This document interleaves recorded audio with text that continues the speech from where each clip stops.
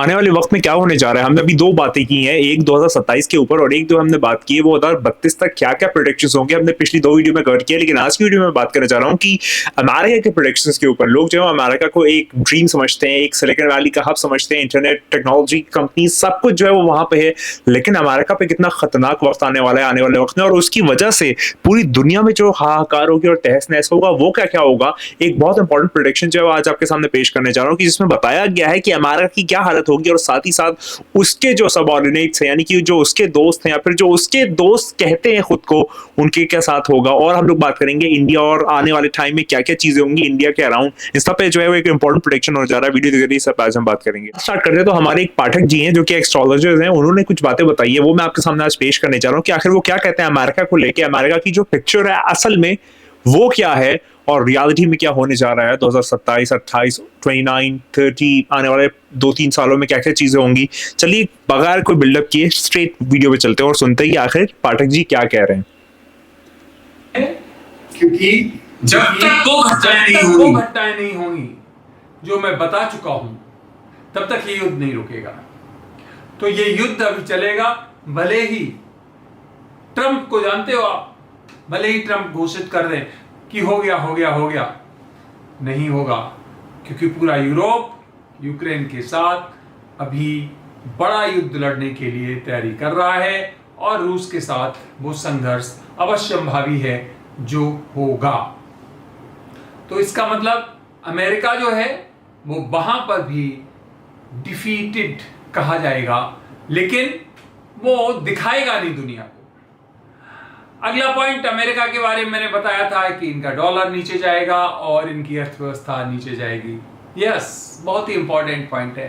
2025 चल रहा है और मेरे वीडियोस में आप देखिए मैंने क्या बोला है कि ये 2029 तक आप देखिए कि अमेरिका की अर्थव्यवस्था काफी नीचे जाने वाली है। वहां महंगाई भी बहुत होने वाली है, रोजगारों में कमी आने वाली है, वहां की कंपनीज जो है वो कई बंद होने वाली हैं। साथ ही साथ उसका जो कर्जा है वो लोन अमेरिका का एक ऊपर बढ़ने वाला है। अमेरिका पे आप समझते होंगे कर्जा शायद नहीं होगा क्योंकि बहुत रिच कंट्री है, ऐसा नहीं है। अमेरिका पर दुनिया में सबसे ज्यादा कर्जा है, 37 लाख बिलियन डॉलर्स उस पर कर्जा है और ये कर्जा निरंतर बढ़ रहा है। अब ये बहुत ज्यादा मल्टीप्लाई होगा क्योंकि 37 लाख करोड़ डॉलर बहुत होता है। अब ये बहुत तेजी से बढ़ने वाला है। तो अमेरिका की परिस्थितियां बहुत अच्छी नहीं हैं। जो प्रोडक्शन यूनिट्स हैं, मैन्युफैक्चरर्स हैं, वो बहुत ज्यादा वहां नहीं बचे हैं। दोबारा से सब कुछ स्थापित करना एक लंबी प्रक्रिया का हिस्सा होता है और वो अभी अमेरिका के वश में नहीं है। तो कुल मिलाके अमेरिका पतन की तरफ है और यस, उसका डिक्लाइन होगा, उसका डॉलर भी नीचे जाने वाला है, उसका शेयर मार्केट भी आप देखेंगे कि विभिन्न परिस्थितियों में वो डाउन होगा। हालांकि एक ये है कि अपने हथियार बेच के या दूसरे देश की संपत्ति लूट के अमेरिका हमेशा इक्वलाइज करता है चीजों को। जैसे इराक को देख लीजिए आप, वहां पे अफगानिस्तान को देख लीजिए, वहां पे अलग अलग देशों से वो चाहे वो तेल है, ऑयल के भंडार हैं, चाहे और खनिज हैं, उनको निश्चित तौर पे लूटता है, उसका प्रयास रहता है। लेकिन अभी उसके पास ऐसे और महत्वपूर्ण क्षेत्र नहीं बचे हैं जहां पर वो ये काम अभी कर सकता हो। फ्यूचर में तो वो और इस तरह के क्षेत्र ढूंढेगा। तो कुल मिला के अमेरिका का कर्ज बढ़ने वाला है और वो डिक्लाइन की तरफ जा रहा है। जो ऊपर बढ़ने वाले राष्ट्र हैं उसमें इंडिया है और इसीलिए इंडिया से सभी लोग इस समय नफरत करने लगे हैं, चिढ़ने लगे हैं, ईर्ष्या करने लगे हैं। साथ ही साथ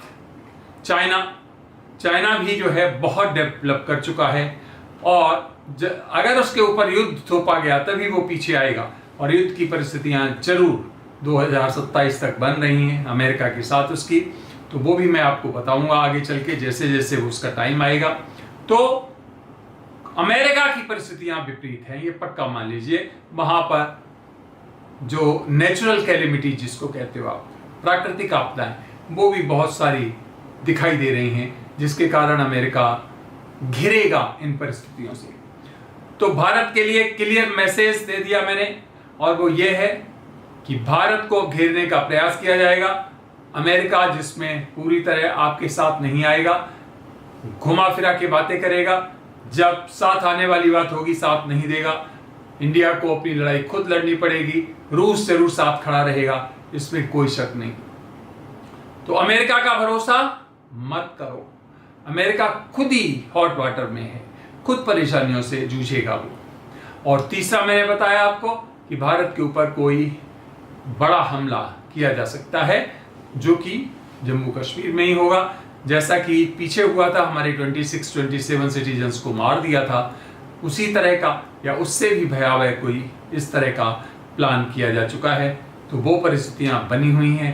साथ ही साथ पानी, जल, उससे संबंधित भी उन क्षेत्रों में जो नदी जहां से वहां जाती है, उन क्षेत्रों में भी कोई बड़ा स्ट्राइक किया जा सकता है।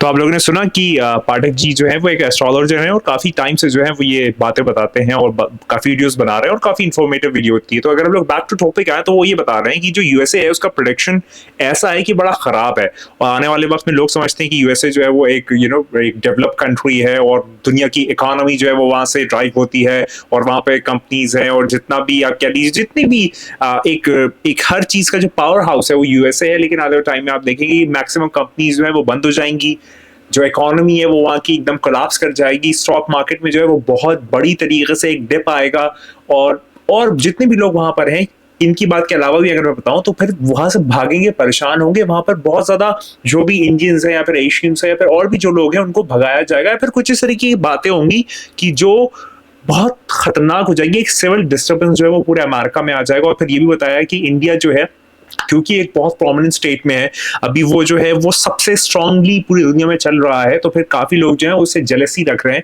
और इसके चलते जो है वो काफी मतलब उससे एनवी करने वाले हैं। तो फिर ये जो है वो प्रेडिक्शंस देवेश कुमार पाठक जी ने दिए और वो काफी एकदम टू द पॉइंट थे।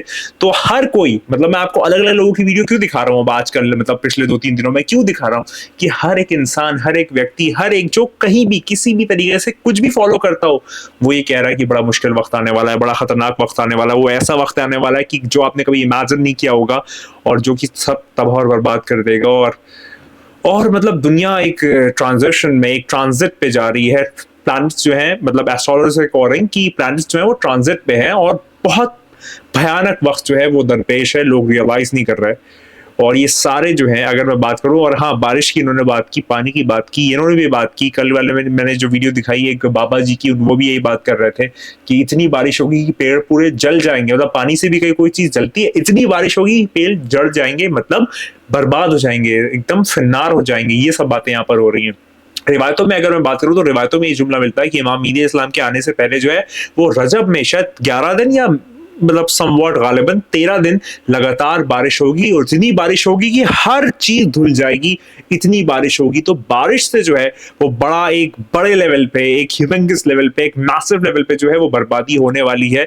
और ये चीज हर कोई जो है वो बात कर रहा है, चाहे आप विजन से बात करें, मोकाशवे से बात करें, एस्ट्रोलॉजी से बात करें, नक्षत्र से बात करें, किसी भी विद्या से आप बात करें, हर इंसान जो है वो ये वाली बात कर रहा है, यानी कि अब वक्त आ गया है, सही हो जाओ, संभल जाओ, रास्ते पा जाओ, जो भी रिलीजन फॉलो करते हो, जिसको भी मानते हो, उस डिवाइन से कनेक्ट हो जाओ, वरना तुम्हारा बचत का खाना नहीं है। अलमदारा साहब कहते हैं कि अब बचत का खाना नहीं है, अपनी नफ्सों को डरा के रखो कि वो आने वाला है, अपने आप को थाम के रखो कि वो आने वाला है, अपने आप को सही से समझा के रखो कि वो आने वाला है, वो बहुत जल्द आने वाला है। तैयार हो जाओ इस बात पे, एतबार हो जाओ, बार बार हो जाओ, लगातार हो जाओ कि तेरे, मेरे और हम सब के मौला आने। और याद रख कि तू नहीं है, बस वही है। खुदा को याद करो यार, खुदा को याद करो। खुदा हाफिज।